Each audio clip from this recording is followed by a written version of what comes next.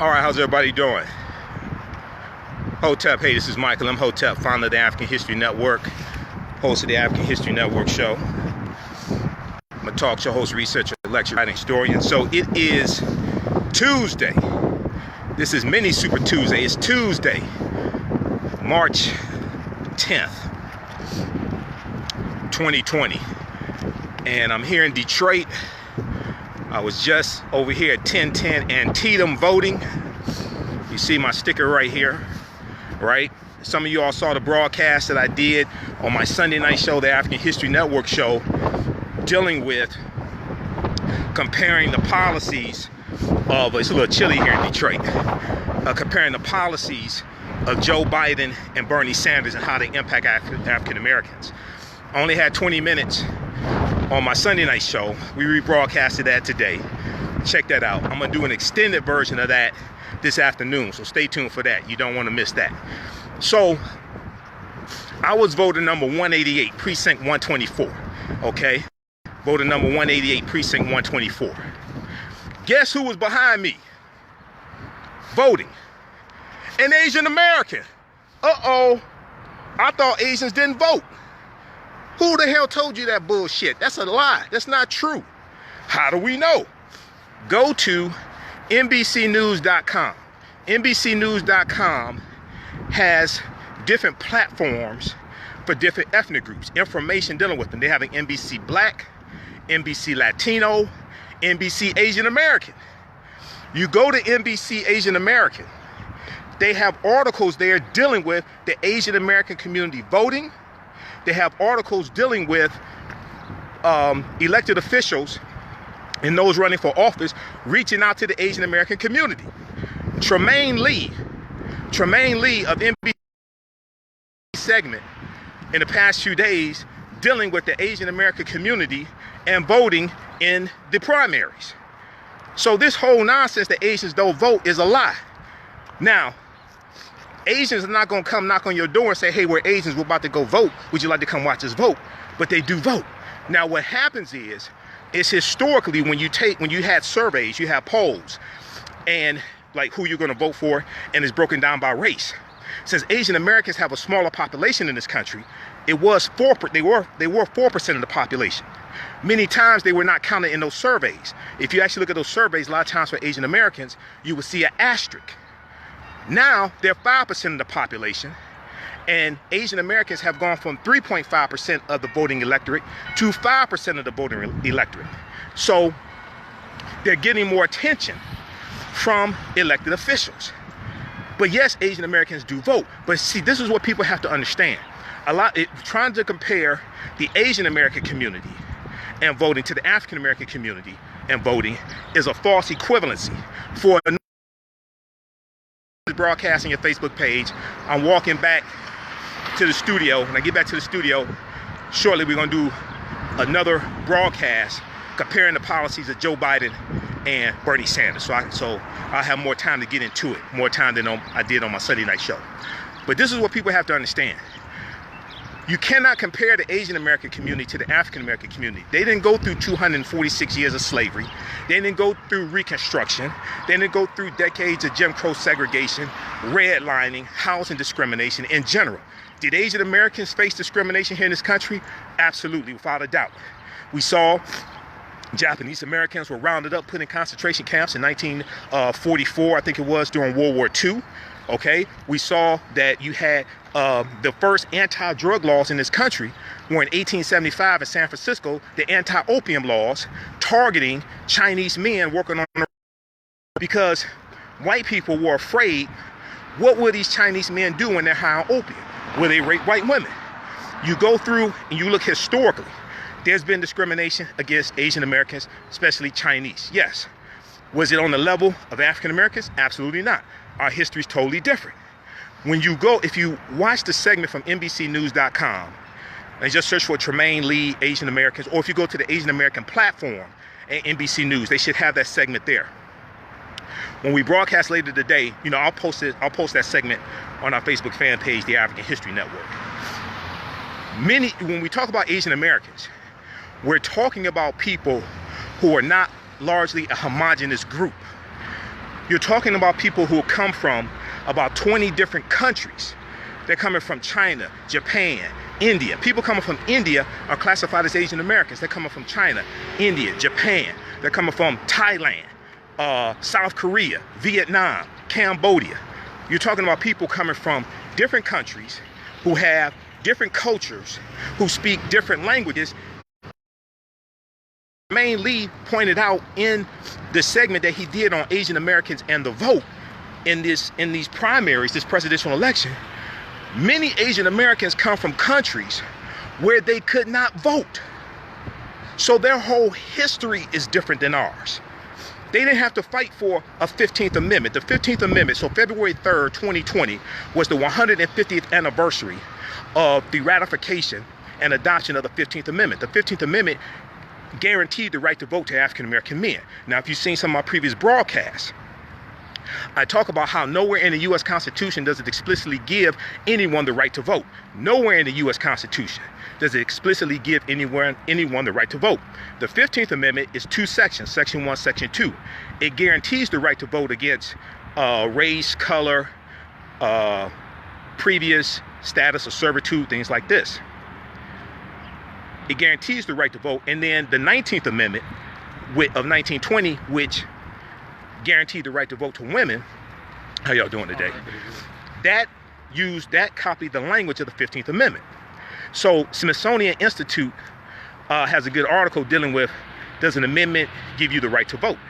And I have a whole presentation dealing with that where I go deep into this, and then tying this also into the Voting Rights Act in 1965 and Supreme Court case of Shelby County versus Holder, 2013. The result of Shelby County versus Holder is part of the reason why we saw the long lines in Texas on Super Tuesday, March 3rd. Elections have consequences. All this stuff is tied together. So when we look at the Asian American community, they are a community that is, they are not a homogenous group like African Americans. African Americans are a more homogenous group. Why? Because of a legacy of slavery. In 1900, the turn of the 20th century, 1900, 90% of African Americans lived in the South as a legacy of slavery. We basically have one common language, which is English. We've been stripped of our history, culture, language, things like this. Even though African Americans are not a monolith, we have more similar experiences here in this country, okay? So coming out of slavery, then going into Reconstruction, 1865 to 1877, then going through a period of time being inflicted with the black codes, and then going into Plessy versus Ferguson, 1896, going into turn of the century, World War I, Great Migration, 1915, 1970, 6 million African Americans migrating from the South up north, out west, going through the Civil Rights Movement, etc. We have the African Americans are a more homogenous group. You can't compare the Asian American community, and you're talking about people coming from about 20 different countries, speaking different languages, have different cultures, have different historical backgrounds. You can't compare that to the African American community, okay? Are there some things that we may be able to learn from them? Yeah, but I would make the argument we could probably learn more from Jamaicans and Haitians and Nigerians who are here, and brothers and sisters from the Caribbean, things like that, because their history is more closely related to ours as well. But one, yes, Asian Americans do vote, and I've seen them vote before. Okay, now depending upon where you live, you may live in an area that's more segregated. There's a higher percentage of African Americans. I'm in Detroit, and I live in downtown Detroit. Downtown Detroit is ground zero for gentrification. And even though Detroit is 80%, still 80% African American, at one point it was like 90%. We're dealing with gentrification here, okay? But is one, factually inaccurate to say Asian Americans don't vote. Two, you also have to understand the history of these two groups that we're dealing with as well. Okay. All right. So, how's everybody doing? Everybody follow us on our Facebook fan page, The African History Network. Share this broadcast. Turn on live notifications so you know when we go live. Also, you could donate to the African History Network. We have Cash App now, $, the AHN Show through Cash App, $, the AHN Show through Cash App, and then also through PayPal, paypal.me/the the AHN Show, paypal.me/the AHN Show. Let me look at some of your comments here before we get out of here. Everyone should be able to vote, get better results. So, and then some people ask, well, who'd you vote for? Who'd you vote for? I voted for me and you, your mama and your cousin too. That's who I voted for. This is what we have to understand. It's not just about the presidential election. It's about down ballot. It's about the U.S. House of Representatives. It's about the U.S. Senate. It's understanding that you can't get bills passed in the U.S. Senate because they're being blocked by Moscow Mitch McConnell and Republicans who control the Senate. 433 bills passed in the House of Representatives by Democrats in 2019, including July 2019, the bill to increase the federal minimum wage from $7.25 an hour to $15 an hour by the year 2025, including the Paycheck Fairness Act that passed earlier in 2019. Oftentimes people, and especially millennials and younger people, just focus on the presidency. This is why I tell people you have to read the U.S. Constitution. Go to loc.gov, which is Library of Congress website, loc.gov, or archives.gov, which is National Archives. Read the U.S. Constitution, specifically Article 1. Read the entire Constitution, 7 articles, 27 amendments.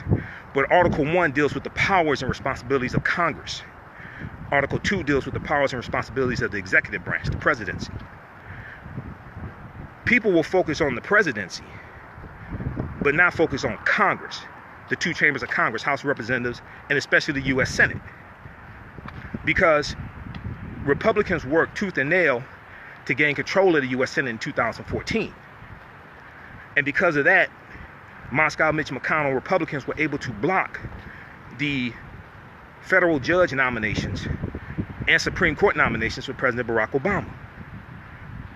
So there were about 103 vacancies on the federal bench when Trump became president through the Electoral College. The other thing is we have to understand how the Electoral College works. Because I hear a whole lot of people talking, and people mistakenly believe that the popular vote does not matter. That's not true. The popular vote does matter. It's the popular vote per state that matters. The national popular vote is not what matters. It's the popular vote per state. I speak all across the country, and I hear people talk about the Electoral College. So let me just say this. We're going to wrap this up quickly here. Let me just say this. 2016, I was doing nationally syndicated radio 5 days a week. Doing my show, the Michael Imhotep Show on the Empowerment Radio Network. Guest host on Roland Martin's national radio show. I was doing radio here in Detroit on 910 a.m. the Superstation, WFDF, 2 days a week. Steve Hood's morning show, Thursday mornings, 7 a.m., 7:30 a.m. Then doing my show, the African History Network show, Sundays, 9 p.m. to 11 p.m. I saw about 100 interviews and campaign speeches that Donald Trump did during the 2016 election, 2015, 2016. I saw dozens of interviews with Donald Trump supporters. Okay, Lonnie said they stacked the judges. Yeah, this is what we don't understand. We still don't understand what happened in 2016 because we don't understand history and law. Politics is the legal distribution of scarce wealth, power, and resources, and the writing of laws, statutes, ordinances, amendments, and treaties, their adoption, interpretation, and enforcement. We don't understand none of this stuff. Okay? I saw dozens of interviews with Donald Trump supporters. They said, this is about the Supreme Court. This is about the federal court. They said this is about the judges. Okay? None of them said we don't choose the president, Electoral College chooses the president. They said we're voting for Donald Trump. Some of them didn't know what date the election was. Some of them didn't know where their polling place was. Some of them hadn't voted in years. They said we're voting for Donald Trump. The only people who said we don't choose the president, Electoral College choose the president were black people. I couldn't find one Donald Trump supporter who said that. They said, no, we're voting for Donald Trump. Republicans engaged in a rampant voter suppression campaign during the 2016 election to suppress the votes of African Americans. Because Shelby County versus Holder, U.S. Supreme Court case 2, well, let's go back to 2012. We're going to wrap this up in a few minutes. This all deals with history and law. We don't understand any of this. 2012, President Barack Obama ran for a second term. There was voter suppression that took place then. There was a record number of African Americans who voted. 66.6% of African Americans registered to vote voted in the 2012 presidential election. It set two records. One, that was the highest percentage of African Americans who voted in the presidential election in history. One. Two, that was the first time in history in the presidential election where the percentage of African Americans who voted was greater than the percentage of white people who voted. Listen to me. This happened in 2012. We don't understand this history. 2012, history.com has an article, official website of the History Channel. They have an article called "Does an Amendment Give You the Right to Vote?" Read that article. They talk about what happened in 2012 and the backlash that came in 2013 that we still don't understand. This is why you have to understand the chronology of history. 2012, 66.6% of African Americans who were registered to vote voted. This scared Republicans and many white people to death because they understand they have a declining population. The Republican Party is not growing, it is shrinking. They came back in 2013 with U.S. Supreme Court case Shelby County versus Holder. Anytime there are periods of times of progress of African Americans, there's always white backlash that comes that ends that progress. Reconstruction, 1865, 1877 was ended by the compromise of 1877. This is how Rutherford B. Hayes became president, who was Republican, and the Republicans agreed to remove the Union troops out of the South who were protecting the rights of African Americans to a certain extent. That ended Reconstruction. 1968, Richard Nixon runs for president on the platform of law and order. Law and order basically meant protect white people, lock up black people. Richard Nixon ran as a backlash. What's up, brother? Richard Nixon in 1968 ran as a backlash to the civil rights movement, the Black Power movement, the rebellions that were taking place all across this country, like the rebellion here in Detroit in 1967, rebellions in Newark, New Jersey, the rebellions that took place after Dr. King was assassinated April 4th, 1968. There were race riots about 125 cities across the country. Richard Nixon was a backlash to the Civil Rights Act of 64, the Voting Rights Act of 65, affirmative action, which was the next month after the Voting Rights Act was signed into law. The Voting Rights Act was signed August 6th, 1965 by President Lyndon Johnson. The next month, September 1965, I think it was September 25th, he signs Executive Order 11246. Executive Order 11246. That is what we call affirmative action.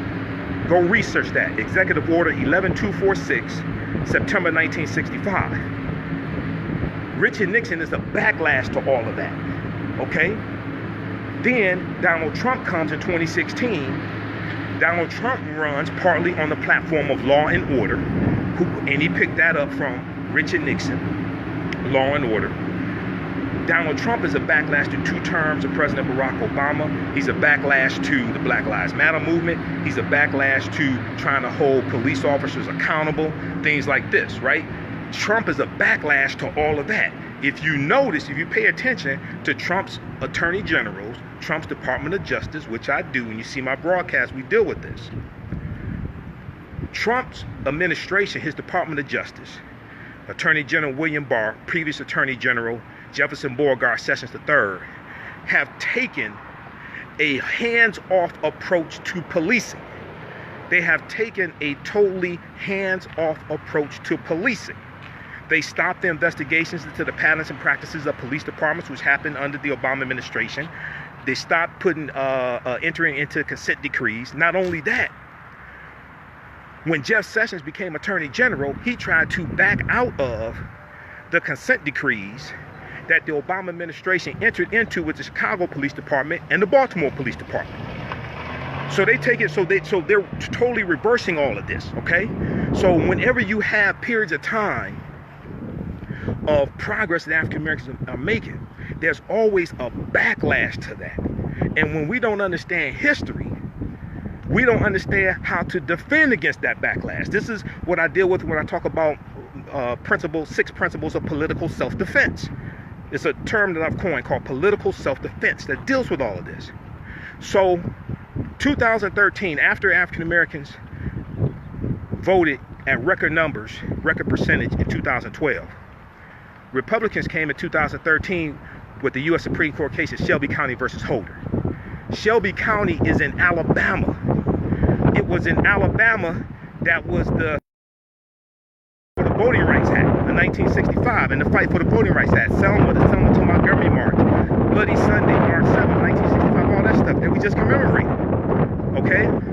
So then it gutted Section 5 of the Voting Rights Act, Shelby County versus Holder, which dealt with the pre-clearance.